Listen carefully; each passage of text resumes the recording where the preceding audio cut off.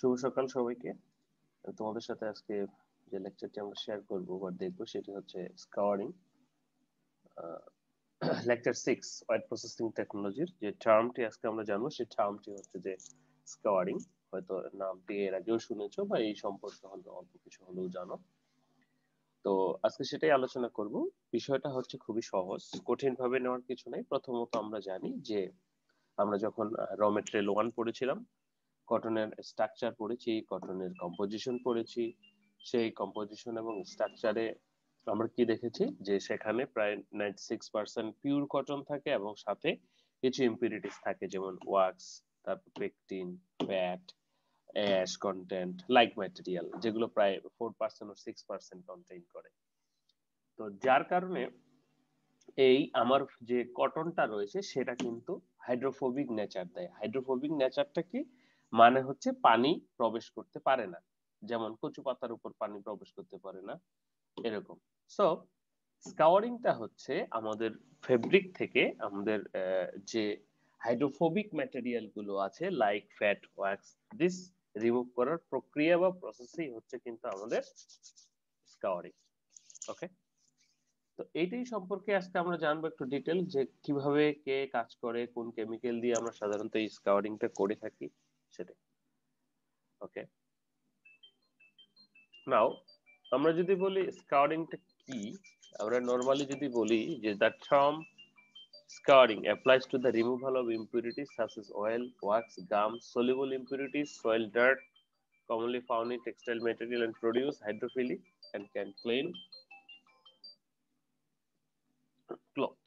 So দেখো কি বলছে, যে applies removal of impurities such as oil, wax, gum, soluble impurities and soil dirt commonly found in textile material produce hydrophilic and clean cloth. কি করব আমরা? Hydrophilic বানাবো, অর্থাৎ পানি শোষণ করবে। এরকম একটা জিনিস যদি আমাদের ফেব্রিকটা পানি শোষণই না করে তাহলে তো সেটা ডাই ধরবে না, বা আমরা আদার্স যে প্রসেসিং গুলো, আদার্স যে কেমিক্যাল গুলো সেগুলো হবে না। So scouring is an important pre-treatment stage, especially natural fiber, which tends to have the significant presence of natural impurities.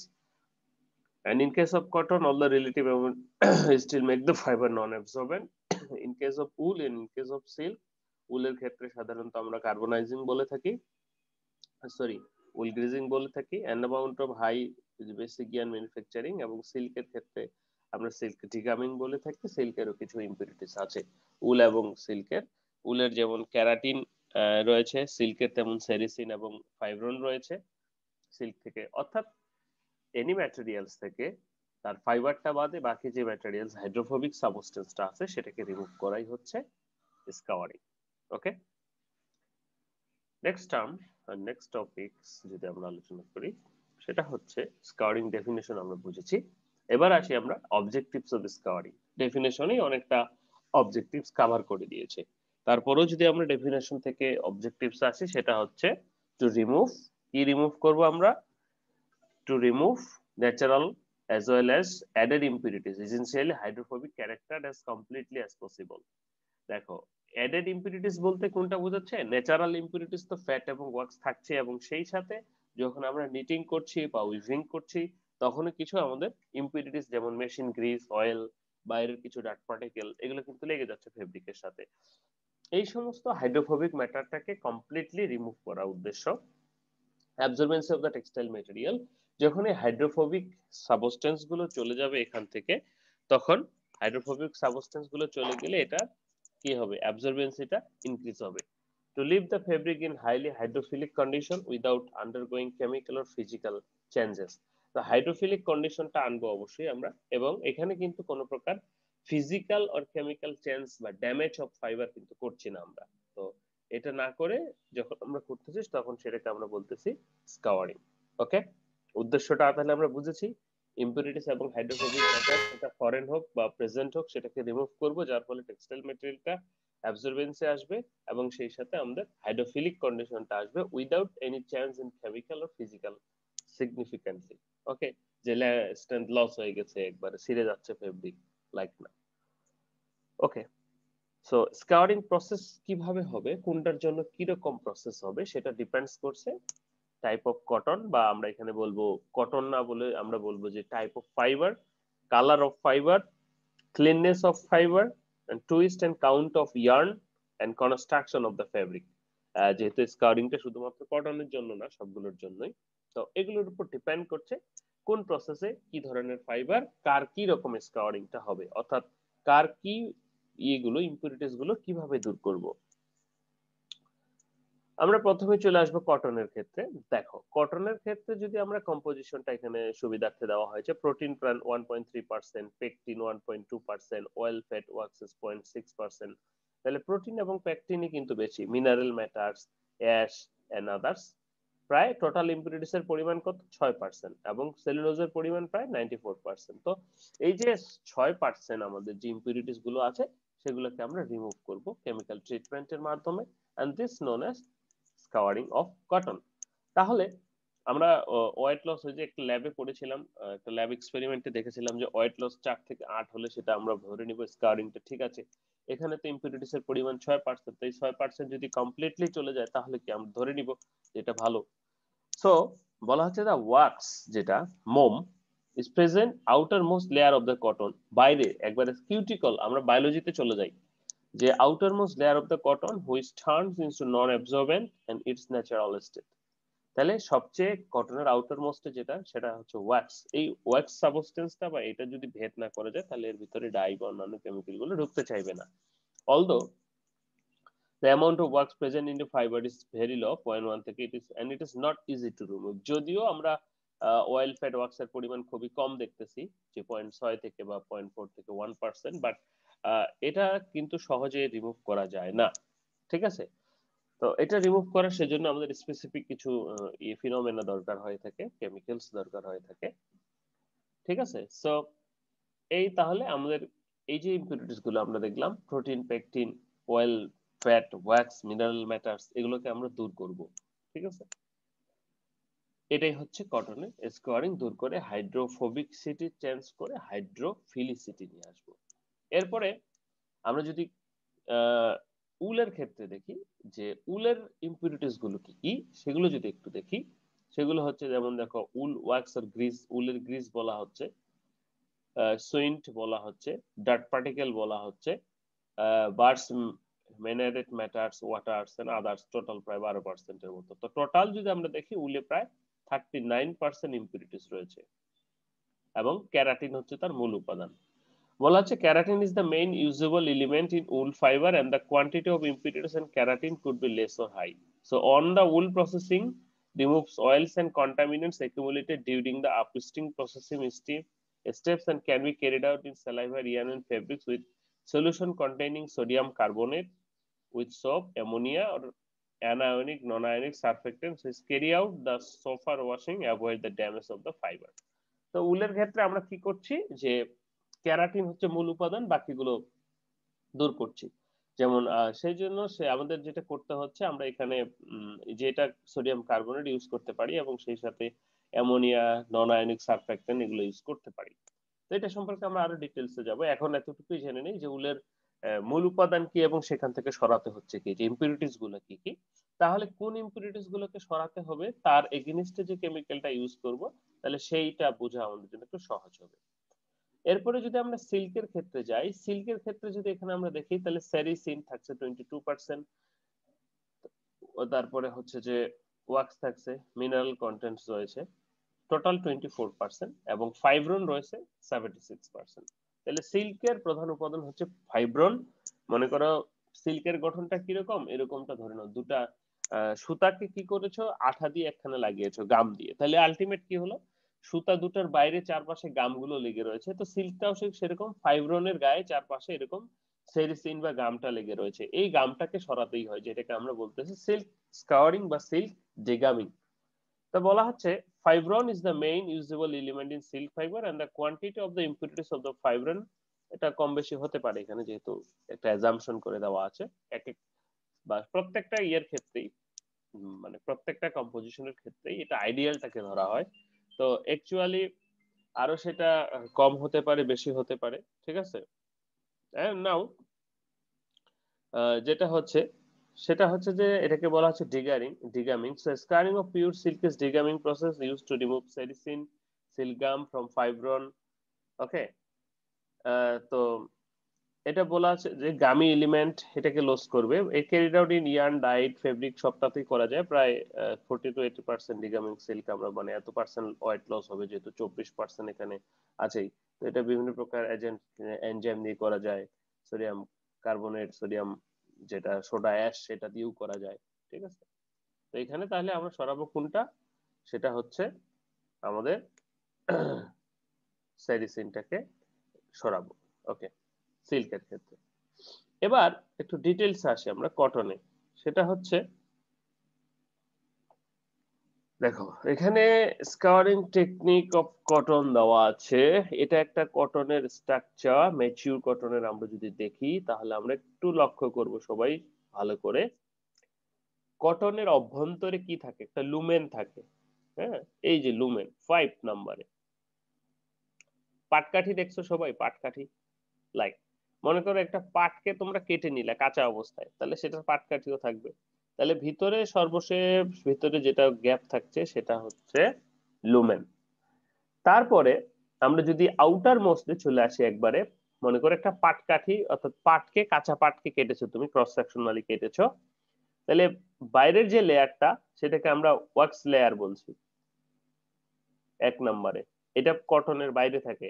এই লেয়ারটাকে প্রথমে ভাঙতে হয়, ঠিক আছে, যেটা 0.04 থেকে 1%।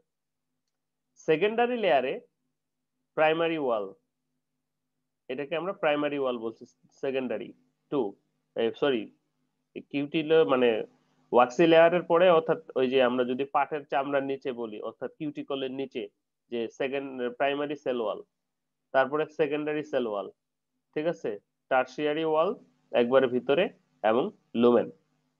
তাহলে এখন ফার্স্ট ওয়াল যেটা ওয়াক্সি লেয়ার, এই ওয়াক্স লেয়ারে কি থাকে বলা হচ্ছে wax compound, mineral matters, pectins, fatty acid, high molecular weight, alcohols and their esters এখানে থাকতে পারে।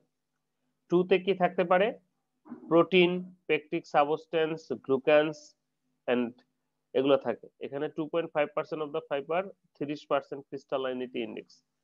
ক্রিস্টালাইনিটি ইন্ডেক্স বলতে বোঝাচ্ছে ফাইবারটা দুই ভাবে থাকতে পারে, একটা হচ্ছে অ্যামরফাস, একটা ক্রিস্টালাইন, এখানে সজ্জিত থাকে। ক্রিস্টালাইনিটি ইন্ডেক্স যত বাড়বে, ফাইবারের মলিকুল ফাইব্রিল গুলার ভিতরের ওরিয়েন্টেশনটা তত বাড়বে, তত রেগুলার হবে। ওকে, তাহলে সেকেন্ড লেয়ারে কি থাকছে, প্রথম লেয়ারে আমাদের ওয়াক্স কম্পাউন্ড থাকছে এবং সেই সাথে কিছু মিনারেল ম্যাটারস থাকছে, যেমন pectin, fatty acid, high molecular weight, alcohol and their ester. Second লেয়ারে থাকছে protein, pectin, substance. Third layer যেটা সেকেন্ডারি ওয়াল, সেই সেকেন্ডারি ওয়ালে কি থাকছে,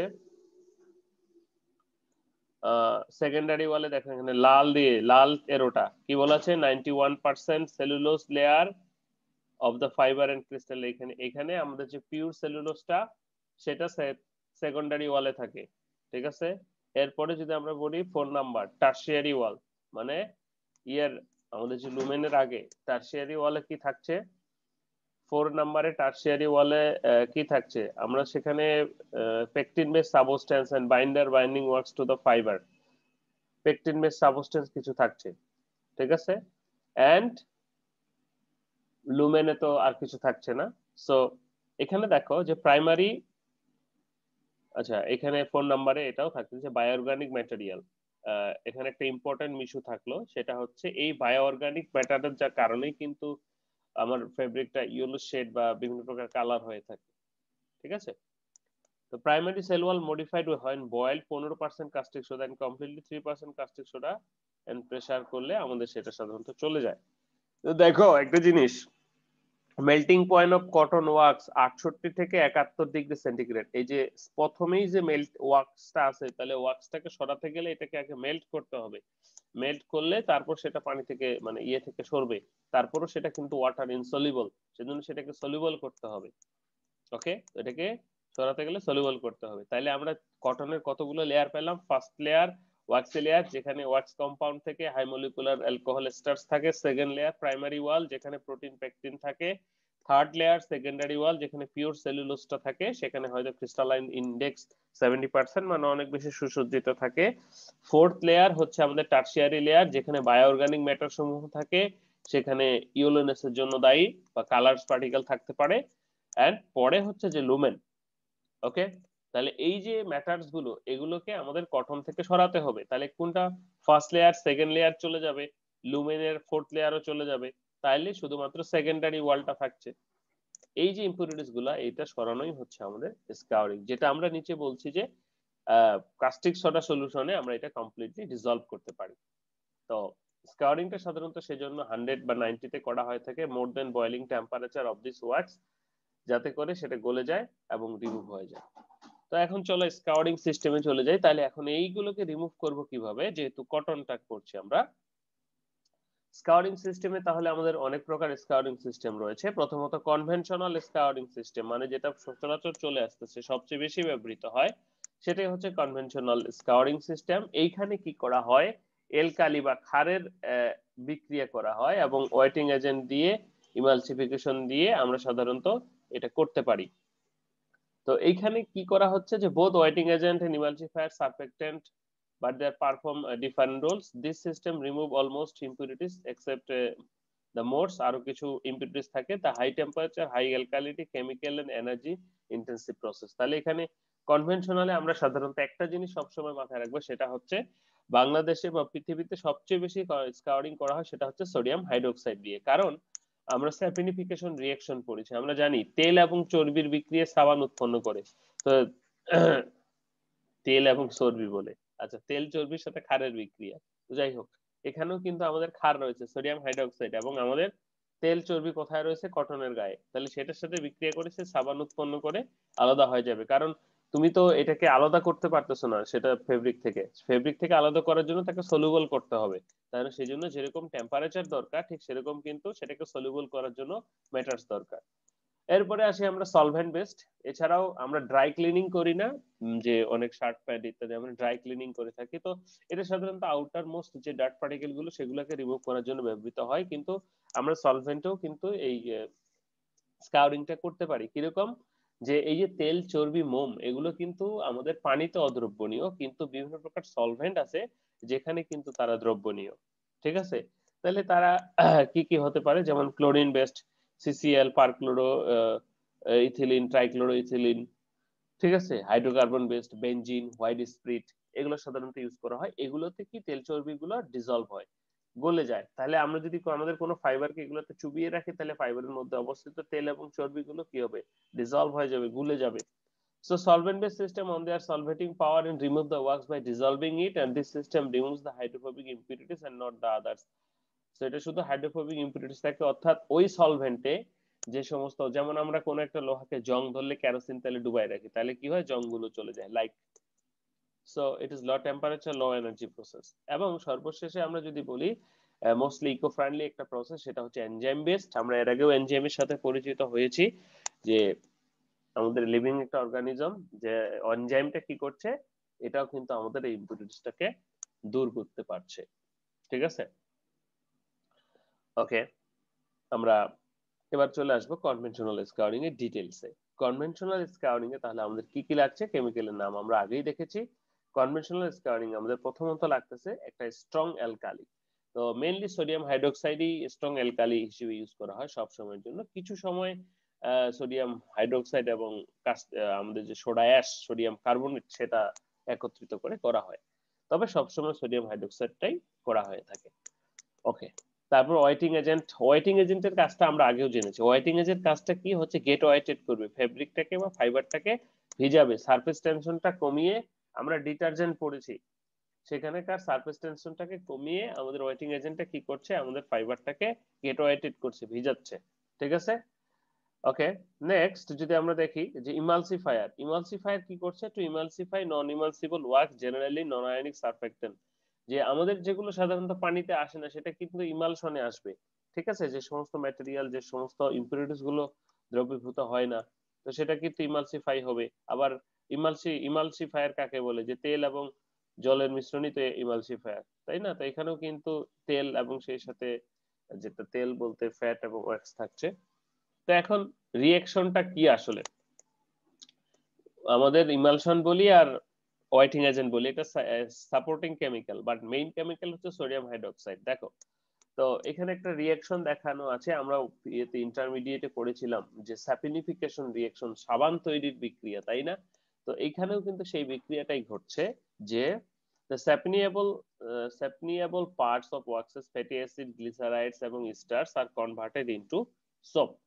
তো ট্রাইগ্লিসারাইড বা এটা যদি আমাদের মোম বা তেল চর্বি হয়ে থাকে তার সাথে যখন ক্ষারের বিক্রিয়া হচ্ছে তখন সেটা কি COH OH OH গ্লিসারল উৎপন্ন করছে এবং সোপ উৎপন্ন করছে। তো এই গ্লিসারল এবং সোপ কিন্তু দ্রবণীয়, ঠিক আছে? তাহলে কি অদ্রবণীয়টা কি হয়ে গেল, দ্রবণীয় হয়ে গেল। এবং এই সোপ আবার ডিটারজেন্টের কাজ করছে, ওয়েটিং এজেন্টের কাজ করছে, ঠিক আছে? তাহলে স্যাপনিফিকেশন রিঅ্যাকশনের মাধ্যমে আমার তেল চর্বিটা ইনসলিউবল থেকে সলিউবল ম্যাটারে পরিণত হলো। ওকে, ইমালসিফিকেশন এখানে কি করবে? ইমালসিফিকেশনের কাজটা কি? নন স্যাপনিয়েবল পার্টস, অর্থাৎ যেটা স্যাপনিয়েবল নয়, অর্থাৎ রিঅ্যাকশনে যায় না, of the works such as alcohols and hydrocarbons are emulsified by the soap format. তখন সেটা তার যে সোপটা ফর্ম করে সেটাতে ইমালসিফিকেশন হয়, ইমালসিফাইড হয় বা মিশ্রিত হয়ে আলাদা আলাদা হয়ে যায়। হাই টেম্পারেচার বলা হচ্ছে যে melt some waxy materials converts into water soluble. আমরা জানি কত ডিগ্রি টেম্পারেচার, প্রায় 90 ডিগ্রি বা 100 ডিগ্রিতে করা হয়। সেখানে ওয়াক্স আমাদের যেটা কিউটিকলে থাকেই, ফাইবারের ভিতরে যে ওয়াক্সটা থাকে সেটারই বয়লিং পয়েন্ট, মেল্টিং পয়েন্ট হচ্ছে কত, 71 ডিগ্রি সেন্টিগ্রেড। সো এটার উপরে যেতে হবে। সলভেন্ট আমরা যদি চাই কেসে ইউজ করতে পারি পেকটিন এন্ড রিলেটেড সাবস্টেন্স যেটা আছে সেকেন্ডারি সেল প্রাইমারি সেল ওয়ালে আমরা পড়ে এসেছি, সেখানে action of alkali which act as swelling agent and facilitate removal, pectins are converted into water soluble pectic and or metapectic অ্যাসিডে পরিণত হয়। তাহলে পেকটিনটা কিসে পরিণত হয়?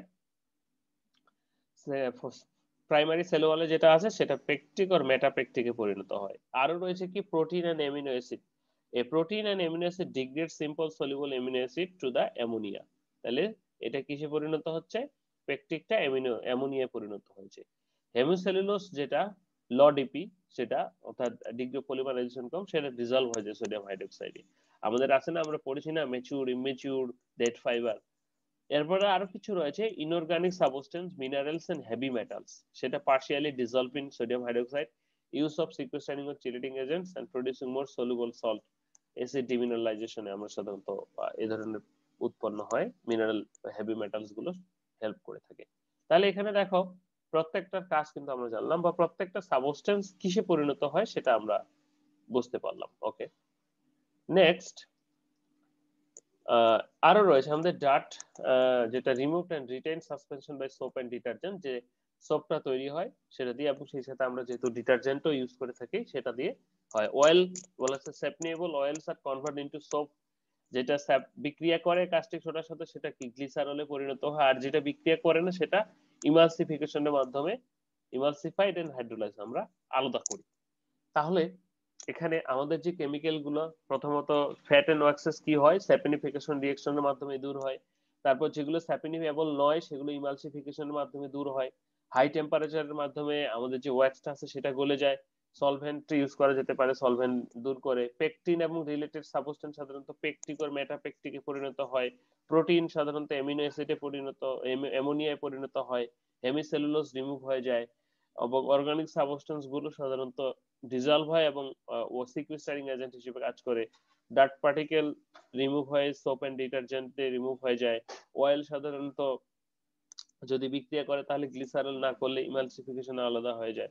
ওকে, so chemicals use in scouring process. তাহলে এক নজরে যদি আমরা দেখি যে কি কি হয়, কাস্টিক সোডা সেটা কি নিউট্রালাইজ অ্যাসিডিক স্যাপনিফাই গ্লিসারাইডস, প্রধান কাজটা স্যাপনিফিকেশন করা। সারফ্যাক্ট্যান্ট যেটা reduce surface tension, minimize interfacial tension বা ওয়েটিং এজেন্ট যেটা বলছি। ডিটারজেন্ট এটা কি করছে, emulsify oil, fat waxes, oil borne stain, যে যেগুলো অর্থাৎ সাবান উৎপন্ন করে না বা ইমালসিফিকেশন হয় না সেগুলোকে আলাদা করে।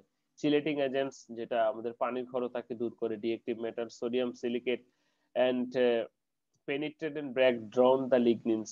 সোডিয়াম সিলিকেট যদি আমরা ইউজ করি না, লিগনিন এটা পাটের ক্ষেত্রে সাধারণত বেশি ইউজ করা দরকার। বুইল্ডার, সলভেন্ট।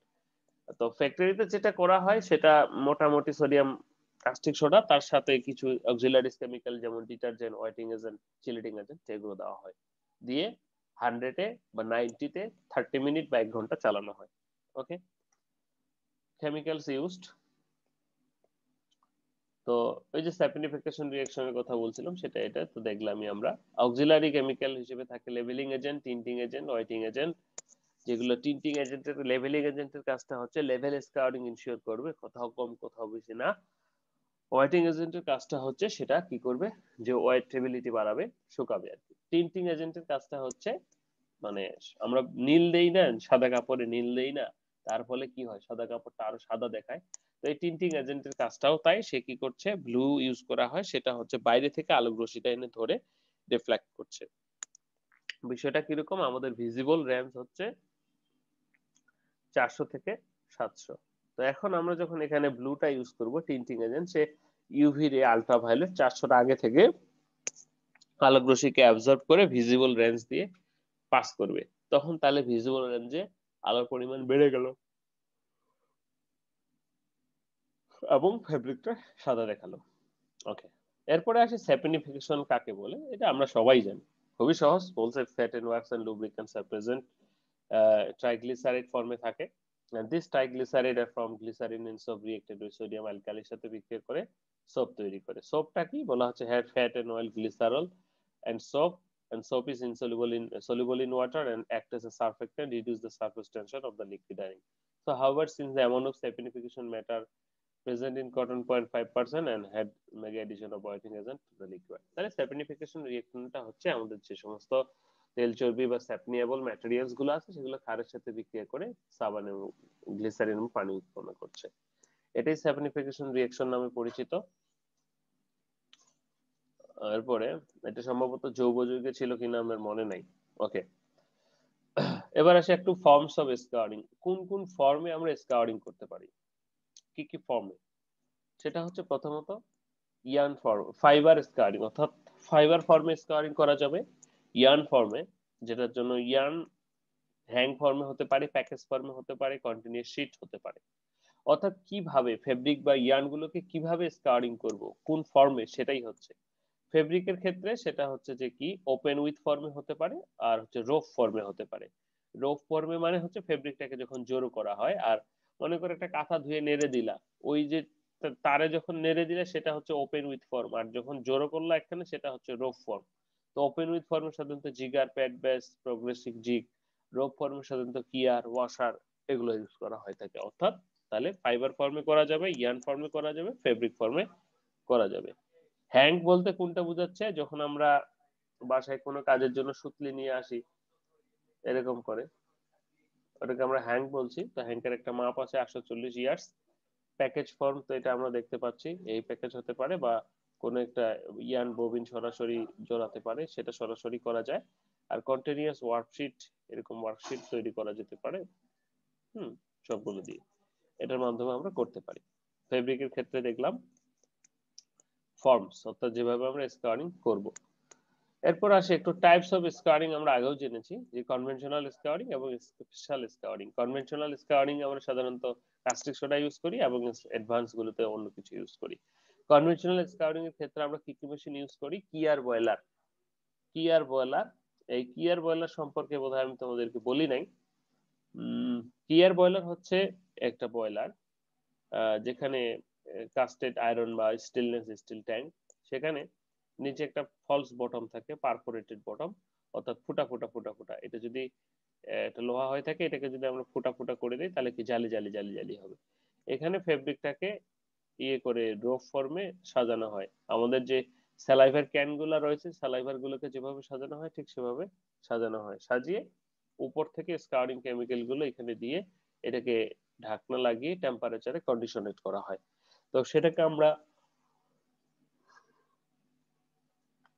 ক্লিয়ার বয়লার বলছি। এছাড়াও স্কাউরিং জে বক্স রয়েছে, যে বক্সটা ইংরেজি জে অক্ষরের মতো।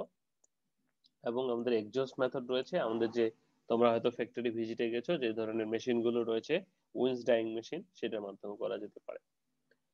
স্পেশাল স্কারিং এর ভিতরে সলভেন্ট স্কারিং প্রসেস এবং ভাপার-লগ স্কারিং প্রসেস রয়েছে। সলভেন্ট স্কারিং প্রসেসটার বিশেষত্ব হচ্ছে যে আমরা যে সলভেন্টটা ইউজ করি সেটা বিভিন্ন প্রকার সলভেন্ট, যেমন সলভেন্টে সেটা ডিজলভ হয়ে যায়, মিথানল, ইথানল এগুলো থেকে শুরু করে পারক্লোরোইথিলিন বা যেটা দিয়ে করা হয়। এবং ভাপার-লগ স্কারিংটাকে বলা হচ্ছে যে লগটা, ভাপার লগ বলতে বোঝাচ্ছে কি, একটা ক্লোজড চেম্বার, অর্থাৎ যেখানে ভাপারটা লক হয়ে থাকবে। তো হাই টেম্পারেচার হাই প্রেসারে সাধারণত এটা করা হয়ে থাকে। তো এই হচ্ছে আমাদের স্কাউরিং এর টাইপস। এখন আমরা চলে আসবো যে স্কাউরিং প্রসেসে, কি আর boiling process, scouring of cotton in batch process আর ডিসকন্টিনিউয়াস প্রসেস। ডিসকন্টিনিউয়াস প্রসেস কেন বলা হচ্ছে, কারণ একবার লোড করে সেটাকে রিমুভ মানে স্কাউরিং করে তারপর নামিয়ে ফ্রেশ করে মেশিন আবার উঠাতে হয়, সেজন্য সেটাকে ডিসকন্টিনিউয়াস প্রসেস বলছে। কিন্তু যদি এটা এরকম হতো যে প্যাডিং এ চলতেই আছে কন্টিনিউয়াসলি, ফেব্রিক ইমার্স হচ্ছে চলে যাচ্ছে, তখন সেটাকে আমরা কিন্তু বলতাম কন্টিনিউয়াস প্রসেস। ওকে, তো দেখো এখানে কিয়ার বয়লার একটা মেশিন যেটার মাধ্যমে আমরা স্কাউরিংটা করতে পারি। তো সেই কিয়ার বয়লার প্রসেসে যেটা বলা হচ্ছে যে kier boiler process of cotton is performed in a Kier boiler and the fabric is scoured in rope form by alkali liquid, and Kier is a larger cylinder iron vessel and closed in horizontal। অর্থাৎ ছবি আছে, আমি হয়তো দেখাবো। তো এটা open কিয়ার হতে পারে, ক্লোজ কিয়ার হতে পারে। ওপেন কিয়ার মানে উপরে কোনো ঢাকনা নাই যে বক্সের, এটা সাধারণত atmospheric temperature 100 degree centigrade ensure করতে হয়। আর ক্লোজড কিয়ার যেটা উপরে ঢাকনা আছে সেটা সাধারণত কি 120 থেকে 130 ডিগ্রি সেন্টিগ্রেড টেম্পারেচার, মোটামুটি 6 ঘন্টা করি বা কম বেশি হতে পারে। কিয়ার ক্যাপাসিটি 200 থেকে 500 কেজি হয়, ইন্ডাস্ট্রিয়ালি আরো বড় হতে পারে, তুমি যেটা যতটুকু বানাবা। ঠিক আছে, okay. Now general recipe for scouring for kier boiler প্রসেসে আমরা যদি করে থাকি সেই ক্ষেত্রে কোনটা কত গ্রাম দিব। দেখো এলকালিতে সাধারণত 2 থেকে 5 গ্রাম পার লিটার দেওয়া হয়, গ্রাম পার লিটার। ওকে, এরপরে সোডা অ্যাশ যেটা সোডিয়াম কার্বনেট, এটা সাধারণত পিএইচ কে কন্ট্রোল করতে ব্যবহৃত হতে পারে 10.5। তো সাধারণত অ্যালকালাইনই থাকে, এক্সট্রা ভাবে কেউ এখনো সোডা অ্যাশ ইউজ করে না। ওয়াইটিং এজেন্ট 1 গ্রাম পার লিটার, সিকোস্টারিং এজেন্ট 1 গ্রাম পার লিটার, ডিটারজেন্ট 1 থেকে 2, টেম্পারেচার 100 টু 125 বলা হচ্ছে কেন, নরমালি আমরা 100 তে করে থাকি, কিন্তু স্পেশাল টাইপস অফ যখন করা হচ্ছে তখন সাধারণত 125 ডিগ্রি সেন্টিগ্রেডে করা হচ্ছে। এটা কিন্তু 1250 না, ডিগ্রিটা উপর থেকে নিচে নেমে গেছে।